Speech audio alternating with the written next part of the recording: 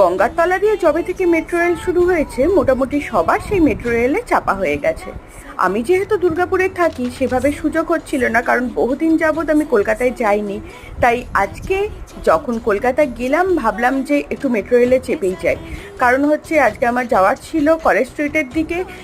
তাই আমি ভাবলাম যে একটুখানি হাওড়া থেকে মেট্রো রেল ধরি এবং তার জন্য চলে আসলাম মেট্রো রেল চত্বরে। কিন্তু আমি যেহেতু জানি না তাই আগে আমি একবারে হাওড়া স্টেশন থেকে বাইরে বেরিয়ে এসেছিলাম, আর একদিকে তারপরে ঢুকবার মুখে দেখলাম আর একদিকেও রাস্তা আছে মেট্রো স্টেশনে যাওয়ার জন্য। তারপর দেখলাম টিকিট কেটে ট্রেন ধরার জন্য বেশ নিচে নামতে হবে এবং প্রত্যেকটা এসকেলেটার তো অবশ্যই আছে, নেবে তারপর যখন ট্রেন ধরলাম বিশেষ সেরকমভাবে যে গঙ্গাতলা দিয়ে যাচ্ছি সেরকম অনুভূতি তো একটা বেশ আলাদা রকম অনুভূতি।